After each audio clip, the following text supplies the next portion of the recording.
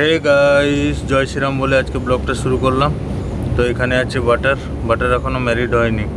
একটা butter married হয়ে গেছে আর এখনও 1 কিলো বাটার আছে ম্যারিড করার জন্য রেখেছি এখানে। তো সাইডে তন্দুরে পনির টিক্কা দিয়েছি শেখার জন্য। এই যে পনির টিক্কা, এটা হাফ ডাউন হয়ে গেছে আর এটা একটু বাকি আছে। আর বাটারও এখনও ম্যারিড হয়নি, বাটার ঢালতে হবে। তো এই যে যেটা প্রথমে হাফ ডাউন হয়ে গেছে, হাফটা হয়ে গেছে, ওটাকে বাটার দিয়ে দিলাম। তারপরেটাও আর একটুখানি বাটার দিতে হবে। তারপরে নেক্সট এটাতেও বাটার দিয়ে দিলাম। আর কারা কারা পনির টিক্কা খেয়েছো অবশ্যই কমেন্ট করে জানিও। আর যারা খাওনি একবার অবশ্যই পনির টিক্কা ট্রাই করো। এটা তন্দুরেই পাকানো হয় আর এতে অয়েল ফয়েল বেশি কিছু থাকে না। এই যে প্রায় হাফটা হয়ে গেছে, কারণ কালো কালো হয়ে আসছে। তো এটাকে আমি উপরে রেখে দেবো, দিয়ে করে তারপরে এটাকে পিক আপ করে দেবো। Already done.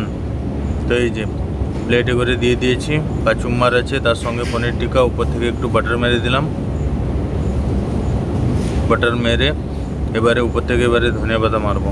এই ধনে পাতা মেরে পিক আপ। তো থ্যাংক ইউ ফর ওয়াচিং। আর কেমন লাগলো অবশ্যই জানিও, ভালো লাগলে শেয়ার করে দিও। তো চলো বাবা।